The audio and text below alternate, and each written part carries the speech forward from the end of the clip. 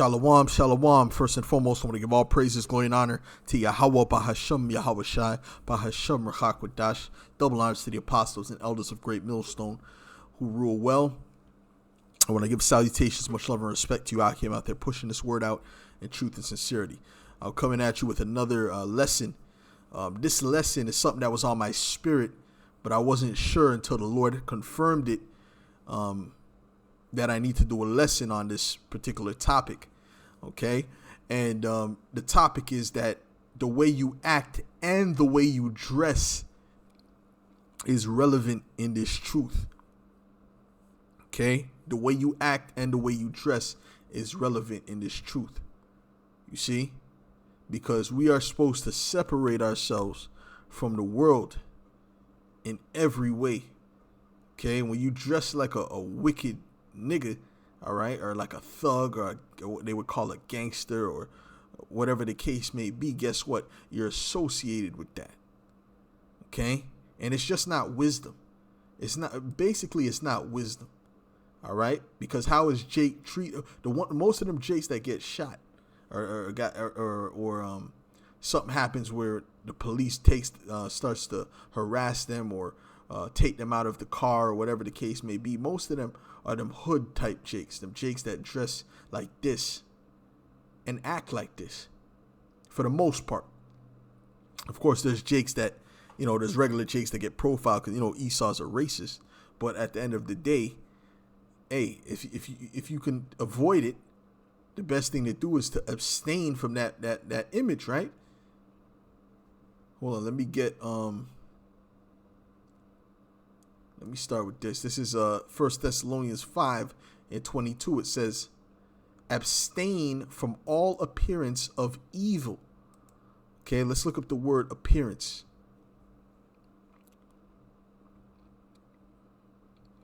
The word appearance is shape, fashion.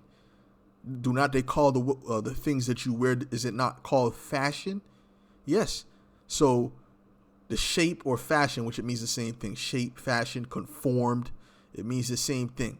Sight, appearance, the external and outward appearance, form, figure, shape, form, kind, and are not gangsters and thugs and these things. Are they not looked at as evil? Yes.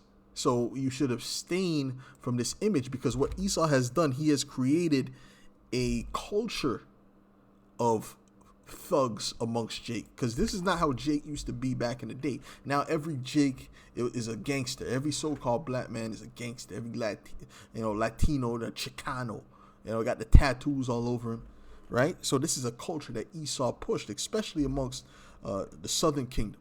Okay. So what I'm gonna do is I'm gonna type in. This is just something that I just thought about just now. Black people, or black men in let's say the 1950s. Let's say 1950s, before they came with this gangster rap. Look how Jake was dressing. Look at this. This is how the average so-called black man was dressing in the 1950s. I don't see no pants sagging. I don't see no putting up gun signs.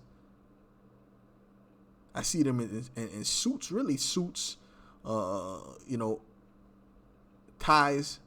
They're wearing the fedora, so they don't. So if a Jake would have dressed like this today, the police wouldn't even. Okay, then the chances are they would kind of let him slide. But nah, he's not with that. Chances are, of course, you got them demonic police that'll harass you no matter what. Anyway, right? They're gonna harass you, but they're more likely to let you go if you have this type of appearance. I didn't type in black men in suits in I just said black men in 1950s. That's all I typed in. And this is how they were dressed. Okay? This is how the average Jake dressed in the 1950s. Even them Jakes that were so, let's say they were murderers or whatever, they still dressed like this. They didn't dress no different. Okay, now I think this is more new, because this guy's a skateboard in his hand. All right, but you see my point. You see my point. All right. Jake didn't have no sagging pants, and of course Jake puts his flavor on things, but so my point is made. You see that Jake was not dressing the way Jake is dressed now. Okay? He's not dressed that way. Okay? We just showed you some images of how Jake is dressed today. All right? The big chains, which there's nothing wrong with chains, but you got the big chains, then you got the pants sagging, the do-rag, the hoodie. Right? Which that's all associated with that thug life. That's why the scripture says what? Abstain from all images of evil. Let's say this is This is 1 Corinthians 7:31. It says, and they that use this world as not abusing it, for the fashion, there goes the word fashion again, of this world passeth away. All right, so we're supposed to use this world, but we're not supposed to be fashioned after this world. Okay?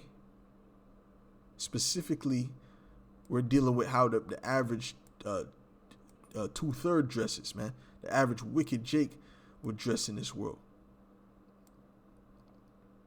All right? That's not to say you got to have some super unique look, some super unique dress about you. You don't have to. But I'm saying that we know what's associated with evil in this society, which is basically Jake's culture, which is all that thug stuff and gangster stuff. So the wise thing, all right, to make life easier for yourself is to stay away from that type of dress, that dress code. And guess what? People will treat you differently. Of course, you're still under the curse. You're still Jake. They still hate Jake. But guess what? You'll get different treatment, even just dressing differently. I know from experience, man. I know from experience. I've done the experiment. All right? And it's a fact, bro. It's a fact. You'll even have old Edomites coming, oh, you dress so well. And then, you know what I'm saying? You don't got to put on no tie and suit like Kevin Samuels. It's just, you dress a certain way. The people perceive you a certain way. All right. That's why if the prophets were all come dressed pristine, well, guess what? Jake would be more likely to accept the prophets. But that's why when we prophesy, we don't put on no super fancy, elaborate garments. Some brothers have nice garments, but for the most part, they're pretty regular, basic garments. Because when we're prophesying, that's a whole nother story. The scriptures say that the prophets will prophesy in sackcloth. So that's a totally different story. Okay.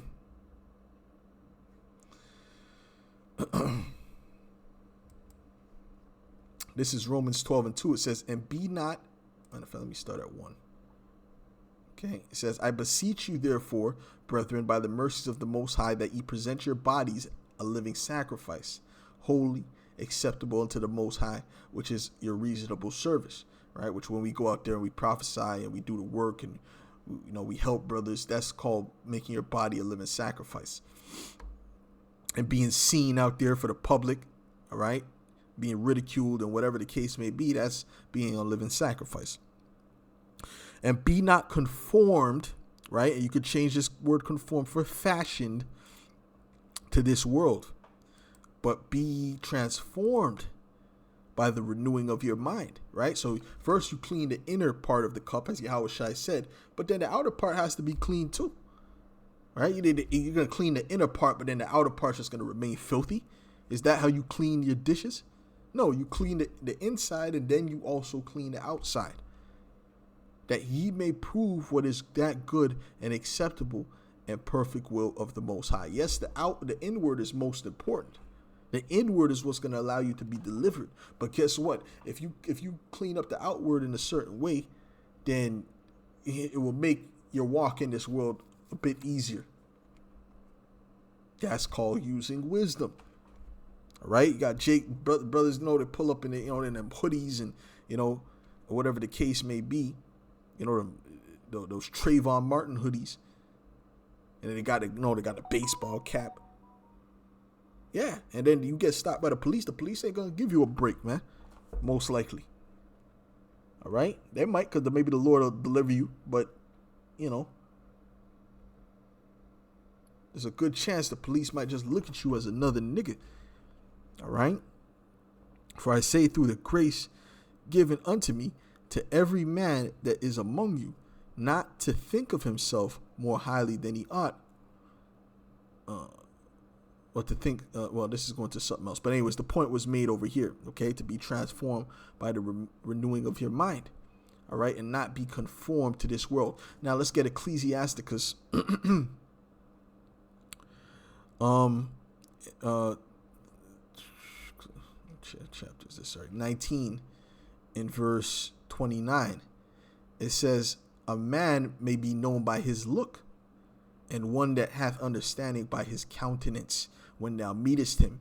And you can see someone who's a simpleton when you just look at him. You just look at this, a simple-minded Jake. So this guy has no knowledge whatsoever. You can't speak no deep conversation with this guy whatsoever. But then when they look at brothers, right, they're supposed to see, understand, perceive wisdom in them. I've had multiple people come up to me. This one individual I know, he came up to me and said, yo, you know, because I started breaking down some things to him. He's like, when I seen you, the first time I seen you on the bus, I said, yo, I knew you were wise. And that's not common. How does he know that? That's the Spirit of the Lord, and that's the countenance of my face. I'm not do this. I always have a serious look on my face when I'm out in the world, man. Okay?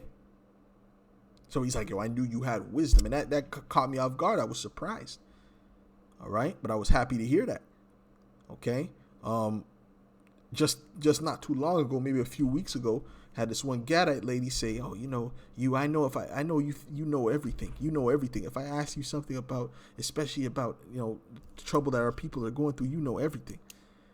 I never had no conversation with this woman before. You see what I'm saying to you? But she said based upon how she perceived me. And that's how they should perceive every last one of us brothers. Okay? And I don't dress like a gangster. You see what I'm saying? I'll dress in that thug attire. Coming into the truth and so on and so forth. Yeah, I used to. But, after, then I started to say, I said, I got to stop that, man. Okay? All right? Because the way you dress is important. And that dude, Kevin Samuels, he mentions that, which he's right about that. He's right about that. Certain things he says, he's right. He's an effeminate. He's worldly. He's off. He's not a leader of our people. He's just some guy that's trying to get rich in Esau society. But certain things he says is correct based upon that. Okay? The way you dress is important. But you don't have to walk around with a damn suit and tie. Okay? But be cognizant, use wisdom when you're moving in the world, and say that the way you dress is noted by the people around you. Okay? A man's attire and excessive laughter and gait shew what he is. Oh, a man's attire, the way he dresses, his excessive laughter, okay? And then gait goes into your walk. When you look up that word gait, it means the way you walk, right? If you're walking and your hands are down, you're walking like Igor. This guy's a weak spirit. That's a weak spirit. All right, your hands are just low. Look like you barely have life in you.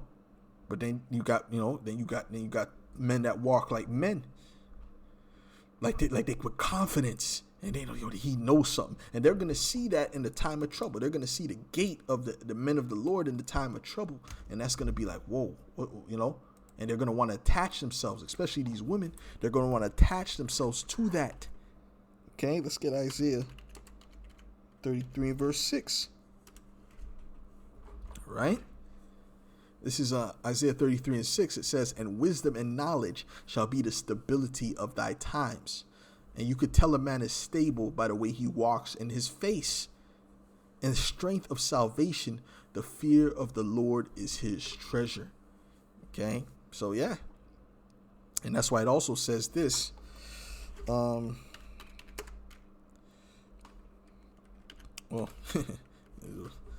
the famous scripture, Isaiah 4:1.